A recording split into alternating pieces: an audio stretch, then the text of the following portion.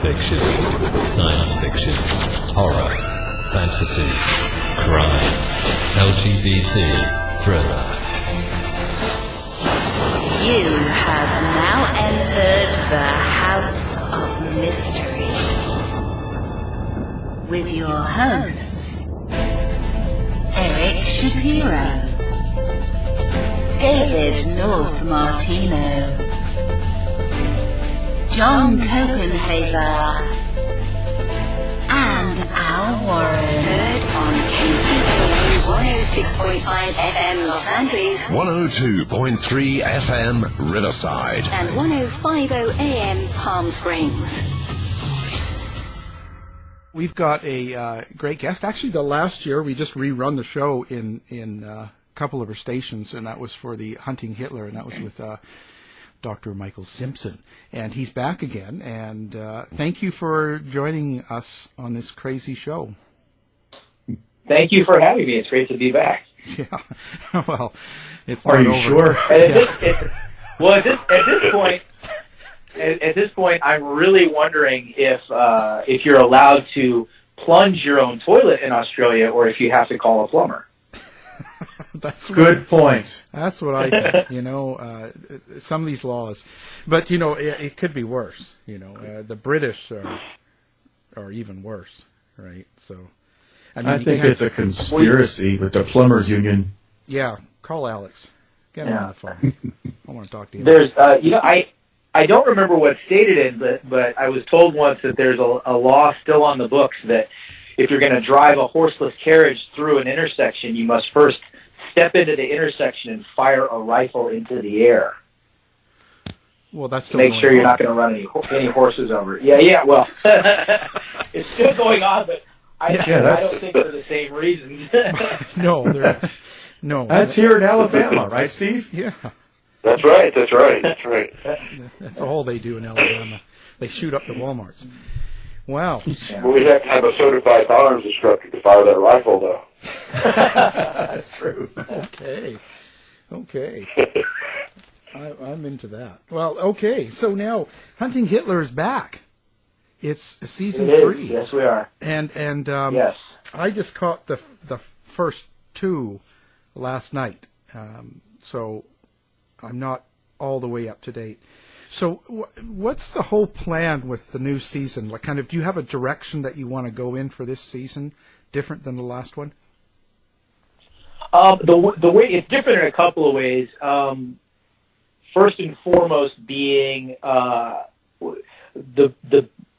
big momentum that we got off of season 2 was that we weren't really talking about it on the show for the viewers at home to see, but by the end of season 2, we were really doing a lot of what we call asset mapping, which means we kept noticing these inner circle names of people that were directly associated with Adolf Hitler, people that he would trust. These names kept popping up geographically and temporally related to one another. With the momentum that we had coming off of season 2, Bob being the extremely experienced analyst that he is with all of his years of experience running operations like this, he went out looking for some more expertise and brought Neda Bakos onto the team. And that is her area of expertise, actually, is asset mapping. She has been very involved in the global war on terror in helping us track down nefarious individuals such as Osama bin Laden himself. So this is right in her wheelhouse. So we couldn't ask for a better person in the situation room to be helping us in the field with the asset mapping aspect of it. So that, and combined with the fact that, and I think I talked about this with you guys last season, there's this weird phenomenon that actually in between seasons, when seasons are already wrapped, we are inundated with new information. It's almost like, I remember thinking last season, the amount of information that I got through social media contacts, emails, and everything else, I'm like, wow, I wish we could go back and just tack on another 3 episodes with all this new information. Well, that wasn't just for me, that was for the whole team. So a lot of the information that you're seeing, again, these came from people that saw the show and said, hey, I know somebody that has information from that. And also, as we've continued to progress, more and more things have become declassified. And, this started in the original first season with basically a cache of FBI documents that were declassified.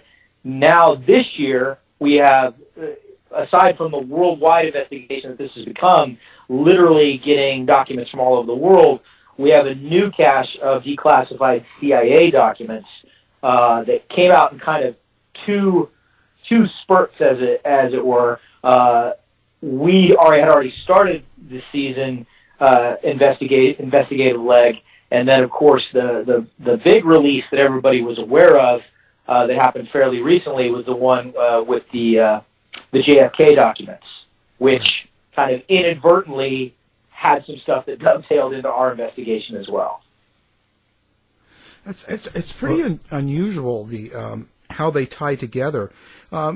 What's kind of the most of the information that you're getting on off season? What is most of it about? Like, what's it directed to? When people contact you, are they saying like they knew where Hitler was, or what seems to be the direction that people give you? I've gotten everything. I've got everything that runs the gamut from my great uncle or my grandfather worked in X location, and he was the driver for someone we later determined to be this person, a known Nazi that was fleeing after the Third Reich. We get a lot of information like that, and we also get a little bit of the crazier stuff. I did get contacted by somebody who basically told me they were a genetically engineered Nazi super child, and they had been asked to keep it a secret their entire life.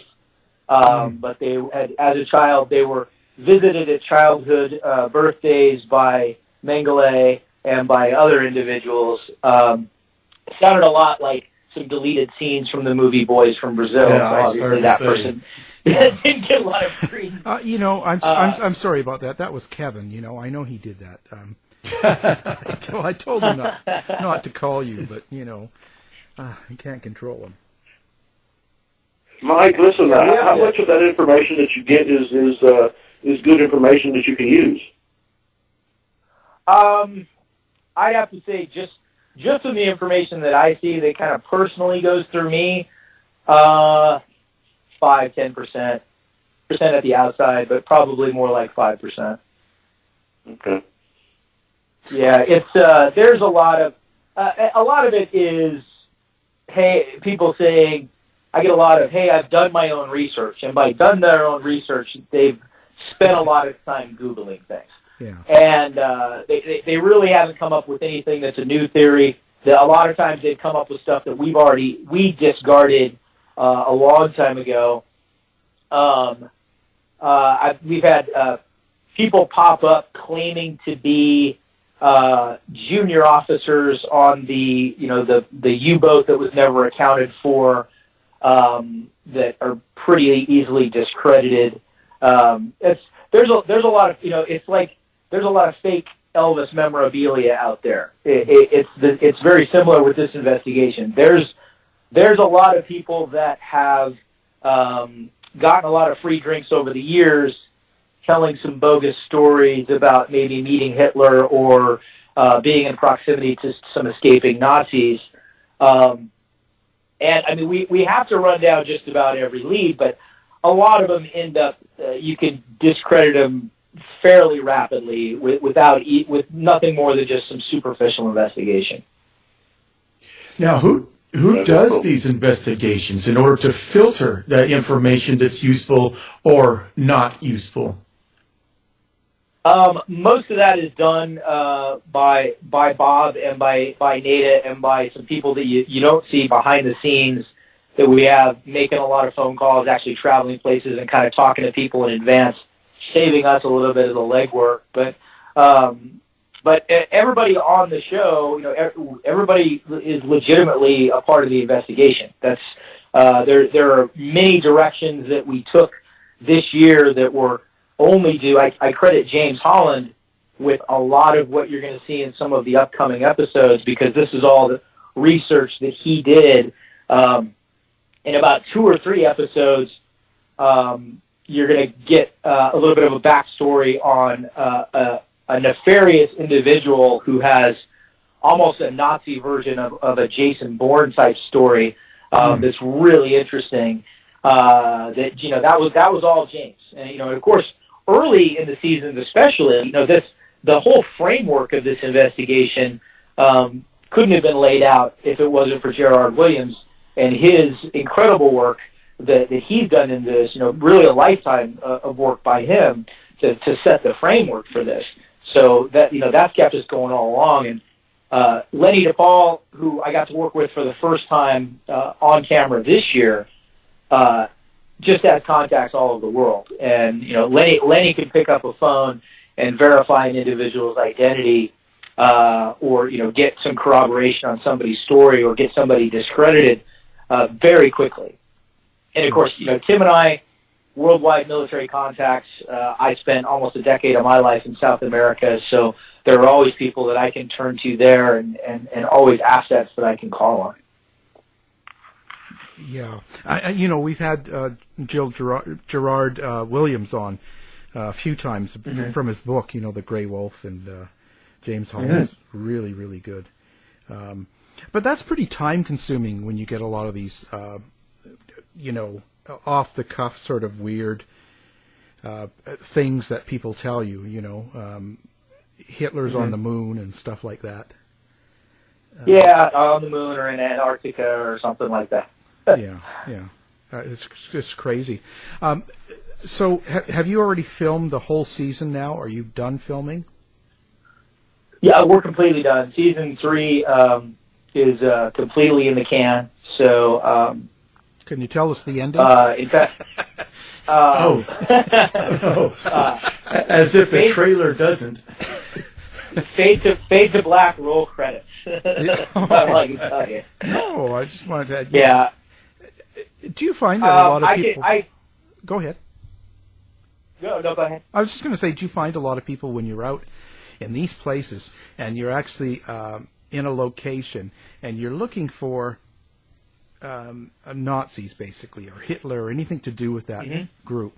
Do you find a lot of people to be kind of quiet, or even confrontational, or to the point where they don't want to talk?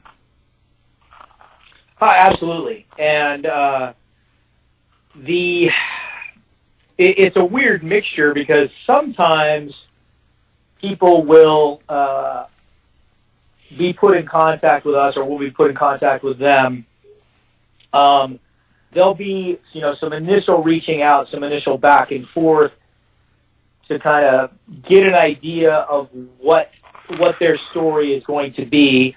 If it's worth us taking the time to go out there and physically sit down with them face to face. There has to be some vetting up front. And we try to do as much corroboration and verification as we can with, through the channels, and make sure that this is not a person who's known for, telling lies in the area or whatever it might be. But oftentimes when we actually show up and start to talk to them, and we might have another person that has said, this person has told me this exact story about seeing, whoever it might be, Eichmann, Mengele, Bormann, Hitler himself. They've told me this story 20 times. It's well known that they tell this story. Or that, their father was so-and-so, with a name change, or somebody who worked for them. But once they see the camera and we start to ask the questions, sometimes you see them pull in a little bit. It's like, now my face is going to be all over the world saying that me or my family is associated with this horrible thing. And they'll all of a sudden not want to say some things that they've probably said to somebody in the past. And that's a little bit of a challenge to draw that out. Other times, people will claim to have a story, and in the middle of speaking to them, you'll realize that maybe there's one nugget of truth in that story, but 75% of it is they're either looking through the lens of time and seeing it a little bit differently, or trying to make the story a little bit better than it was, whatever it might be. Yeah, a little embellishment. And there have been several interviews that we conducted that have not made it on camera. There was one in the second season where I got up and just walked out of a guy's house, and I said, "This, number one, he's lying to me. Number two, I think he's a Nazi," and I'm not. We're done. I'm like, because this was after 2 hours of back and forth, and me trying to get a certain bit of information, and literally every field interrogation technique I know not working. From being very nice to him and complimenting him to just out and out being confrontational. I said, we're just not going to, this guy's here because he wants to sell a book and really doesn't have any information that we don't already have. We're wasting our time. So it's challenging, and there's days that we get back to where we're staying, and I say, wow, we talked to 3 people today that gave us nothing more than we didn't already have, nothing that's ever going to get seen on TV, and we just, we flew all this way, or maybe took a boat or whatever it might be to get here, and we basically wasted our time. But that's the nature of the investigation. Not every lead is going to be 100%. This isn't. We're not walking in and scripting this, so they're not going to tell us exactly what we want to hear for the purpose of the cameras. So it's dicey. It really is. Oh yeah. Well, I mean, they're flying you all over too, so that's okay. You're not paying for it. So. Yeah. No, it's not too bad. No, and but what I was sort of getting at was, is there a fear still of Nazism? Like, are some of the people, are some of them actually scared that if they speak out against, any sort of Nazis, that something could happen to them now? Like, is there still that going on? Like, you talk about the Fourth Reich and kind of the idea of that's where it was going. So is there a Fourth Reich out there right now and Nazis that would do something to people if they were trying to speak out about it? The impression that I've gotten from everyone that I've talked to is, number one, yes, the fear is 100% still there. What is out there right now, I don't know if I would call it the Fourth Reich. The Fourth Reich is a theme that came up a little bit last season and comes up again this season. If I and this is Mike's opinion, this is nothing that's you'll ever see on the show, but if I had to put a name on whatever might be out there right now, and I do think it's out there, I would actually call it more of a Fifth Reich, and I think it's unlike anything that we have kind of envisioned Nazism to be in the past. I think the people that are out there now that are espousing those same beliefs, that are willing to commit those same atrocities, I think they have learned to call themselves by different names, and I think they have learned to divorce themselves from the symbolism of the past. I don't think, we see on the news, there's obviously still a collection today of some very deranged, just completely disgusting individuals who will give a Nazi salute and will carry a Nazi flag. And I consider those people to be the lowest form of life out there breathing oxygen right now. But I think on par with them, there's another group who hardcore espouses those beliefs, but has learned to go completely underground and has learned to get to their objectives much more by subterfuge. And they're not going to fly a swastika in your face. They're not going to give a Nazi salute where you can see it. They're going to call themselves by different names. They're going to codify the terms that they use, and they're going to use an entirely different manner to get there. This is not. I think that the movement that's out there now that we would have to worry about more, and again, this is just Mike's opinion, isn't a movement that would blitzkrieg. They're a movement that would creep in and assume positions of power and positions of influence with the same ultimate objective of the Third Reich, but in a much more clandestine manner. And that's my opinion. Mike, listen, and speaking for me as well, I know a lot of other people are probably have some question about how many are left that you would consider Hitler's upper echelon. How many of them are actually left that could still be still alive? Yeah, I think just obviously because of time, and of course the biggest joke that we get hit with all the time is, why are you looking for Hitler? There's no way he made it to 128 years old. Well, that's obviously. I don't think there's anybody. There just because of time, there are no inner circle people left. But that we have seen all the earmarks in every single season that the mantle was being passed, and you guys saw a lot of that at the end of last season when we went to Colonia Dignidad.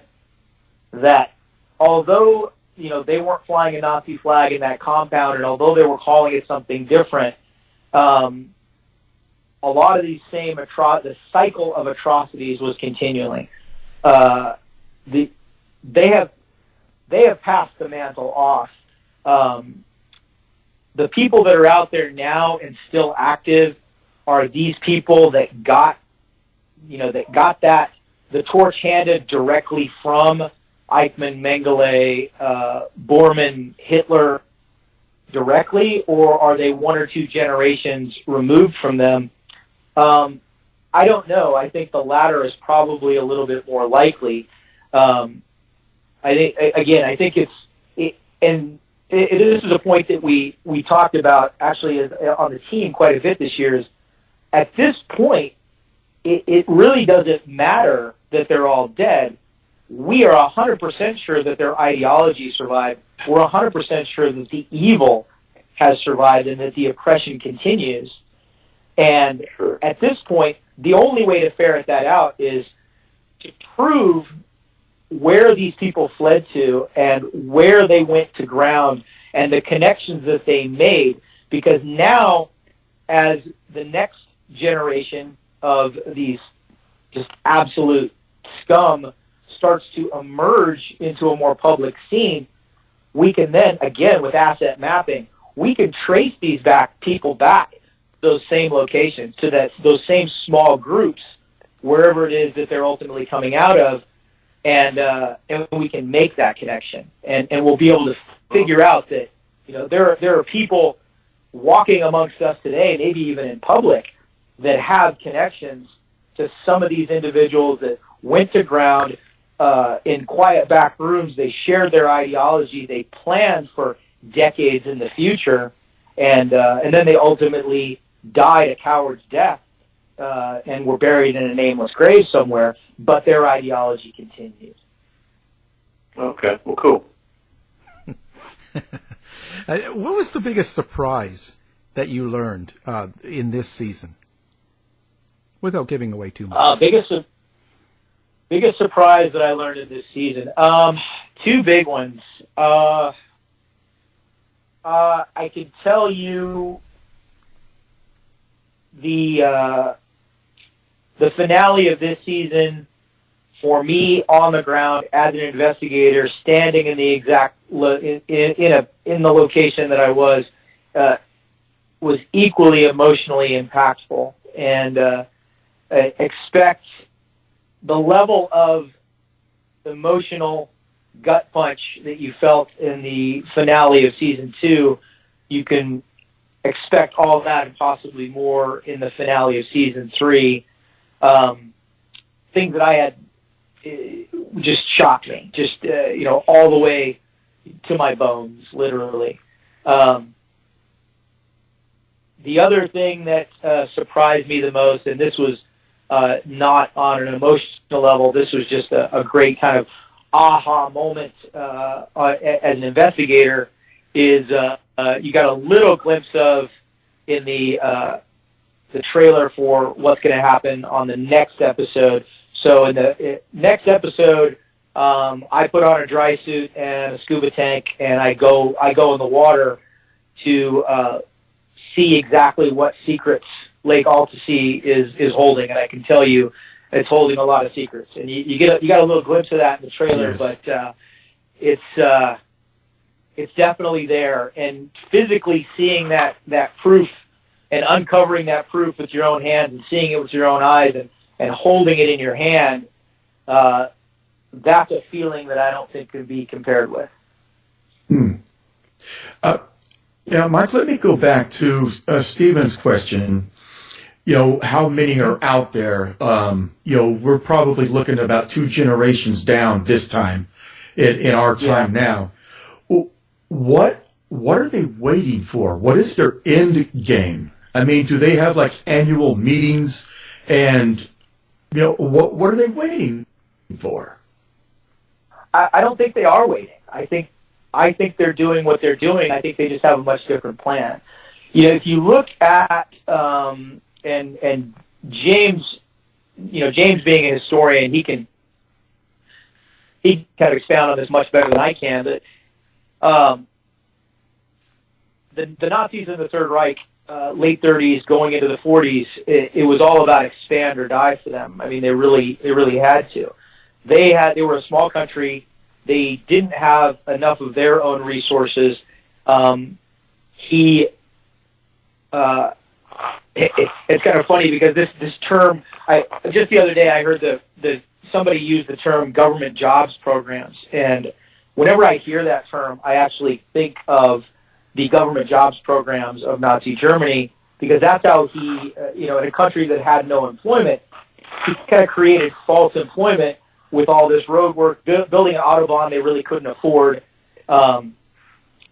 creating all these government jobs, but that was not sustainable. So in order to sustain all the people that Hitler put in uniform, because really he was giving them jobs by putting them in these German military uniforms, he had to then do something with that. He had to conquer lands. He had to take resources from other places. So there was a time factor there. There was a reason that the Nazis, they had to do it, and they had to do it quick.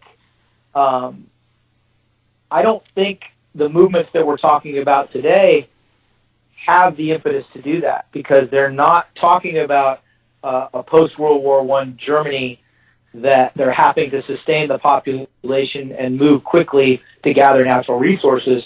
I think this is a movement that is willing to bide its time and work in the shadows and use all the resources of the 21st century, the internet and everything that it involves to gather resources, to do recruitment. And again, I think they do the recruitment under a totally different face. I don't think this is a website people go to with a swastika on the landing page and click for more information. I think they're putting out feelers on an ideological level and bringing people into this ideological umbrella and saying, this is our ultimate goal. Get on board and be a part of this. And I don't think they're waiting for anything. I think they're doing it right now. I think they're gathering assets. I think they are putting people in positions of key influence. I think they are also looking to recruit people in positions of key influence and get money from people. And I'm 100% sure that there are people out there. There were people in Germany in the 1930s that were not bad people that maybe thought Hitler had the right idea. This was, before the evil was completely uncovered.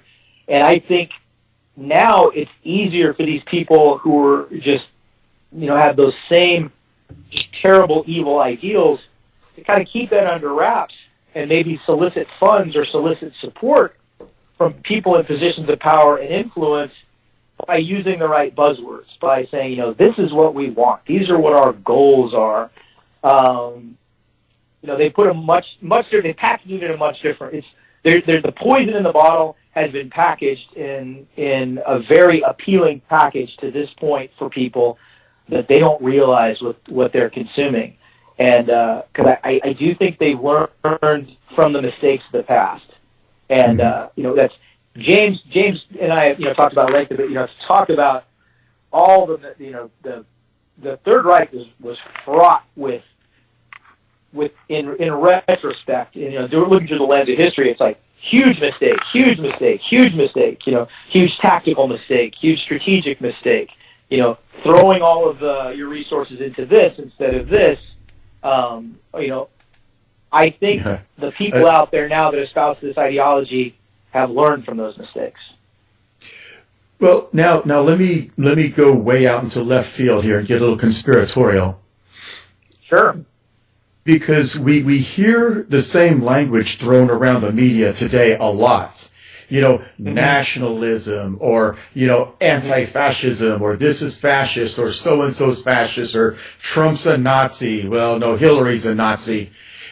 And you've got these groups that are acting very similar on both sides to, 1930s Germany. The beer hall pushed. And do you think that maybe there really is a connection? If you say that this group is probably sitting back in the shadows and, utilizing modern resources such as the internet or, social networking, do you think it's possible that it really is happening? I 100% think it's possible. I mean, if you look at the frustrated in the 1930s, in post-World War I Germany, the frustrated Germans who, couldn't get a job. The Treaty of Versailles was killing them. Mm-hmm. Oh, yeah. They were beaten, they were broken, they were angry. They were looking.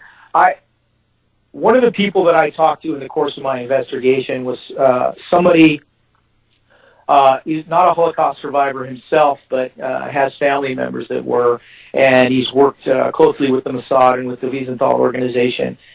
And he told me, he said, one thing that what we learned from history is the swastika. The swastika is bad, and the Nazi salute is bad, and anybody who gets up and praises Adolf Hitler, they're bad. But what we haven't learned is that the tactics are bad. That anyone or with any ideology who tells you that person is to blame, that person is the problem, whether they're an ethnicity or a religion or an ideology, and says that person is to blame, and therefore they are your enemy, and therefore you are completely justified in whatever you do against them, that's wrong by any stretch of the imagination. And basically that was in the conversation I had with him. He said, that any time someone comes up and they prop themselves up as a leader, and their first order of business is to is to ally themselves with one group and then convince that group that another group is their enemy, that's a problem, and that's how it starts. That's how things like this start. And if you look at Germany in the 1930s, most of the people that were on the streets marching and getting angry, I bet most of them hadn't even read Mein Kampf.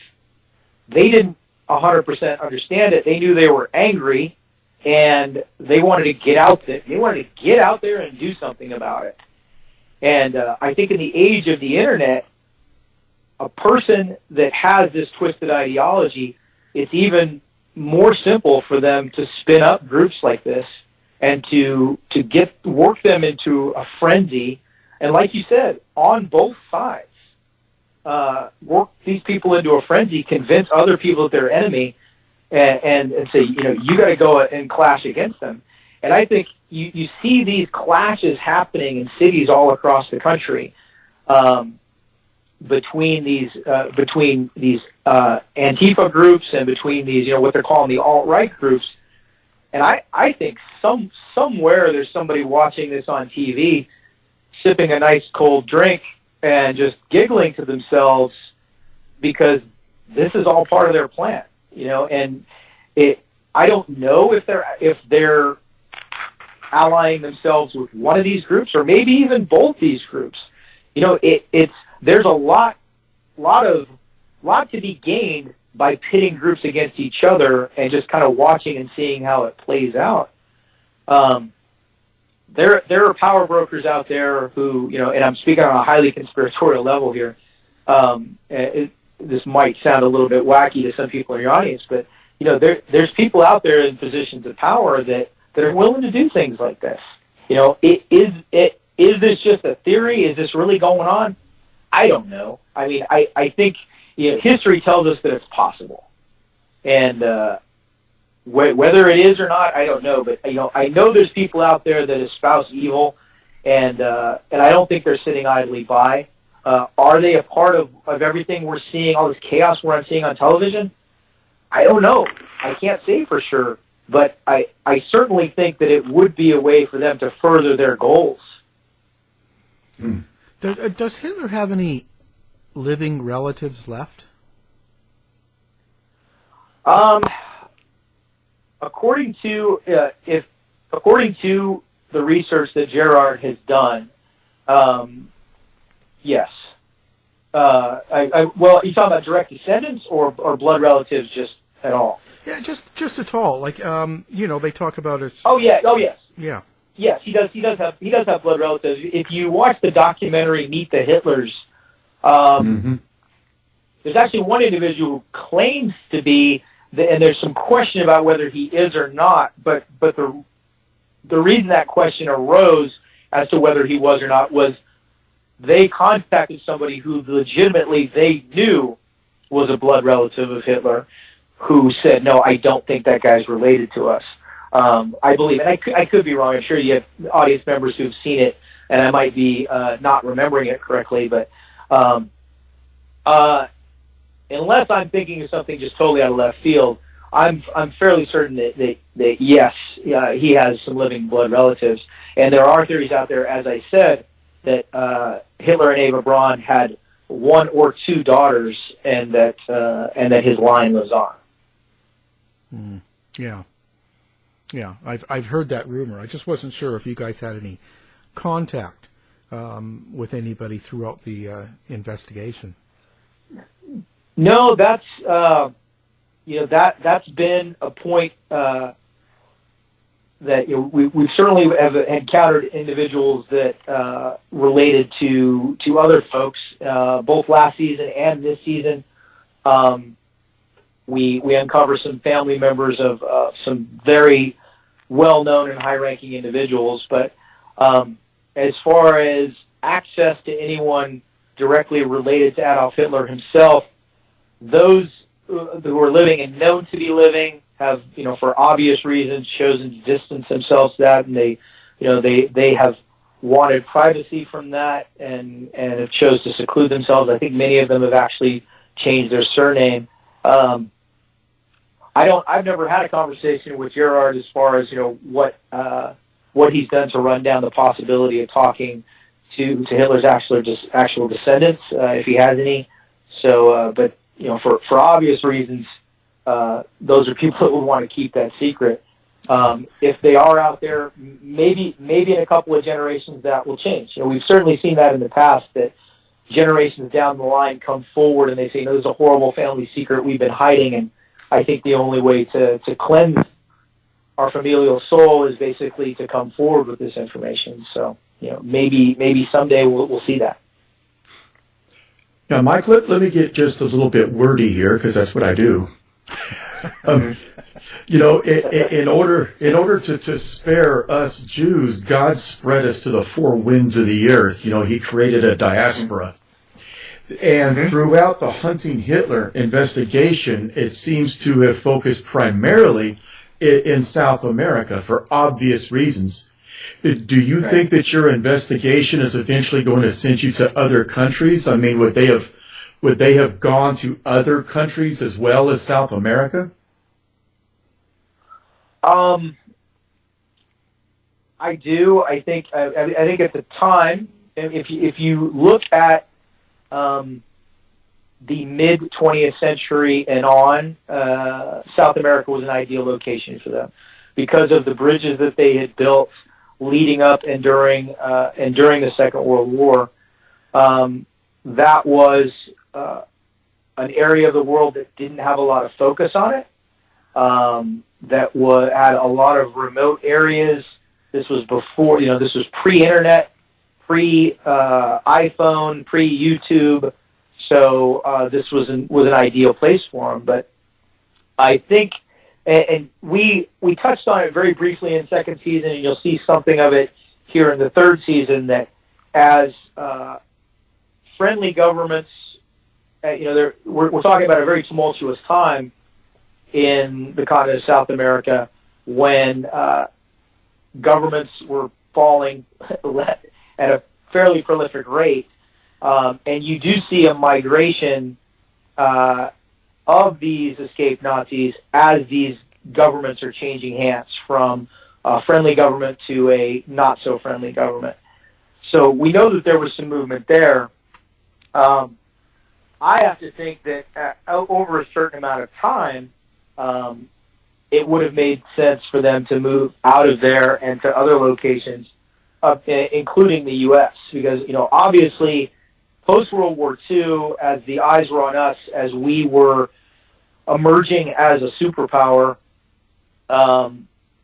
especially when you're talking about these second-generation individuals who wouldn't be recognizable and, had a birth certificate from wherever it might be, they could very easily come to the U.S., using what was left of this Nazi plunder to set themselves up and set up a foothold and possibly continue with the plans for this Fourth Reich, Fifth Reich, whatever it might be.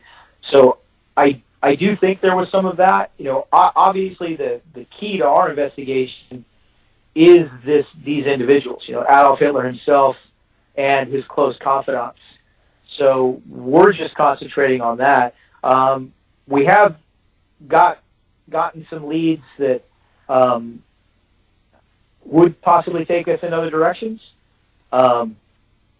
We couldn't. Some of them came a little bit late this year, so we couldn't necessarily run them down. We know about them. Will there be a fourth season? I don't know. I can tell you that we're still getting information. So if there is a fourth season, I think you would certainly see us flexing outside of South America, going to some other locations if that were to happen. If not, I mean, we've got the information, and this could always get passed off to someone else. This could make a standalone documentary someday, or this could be something that somebody runs down on their own and ends up on the front page of every magazine in the world someday. Who knows? Just one more reason that we need to build that wall, right? I think Canada.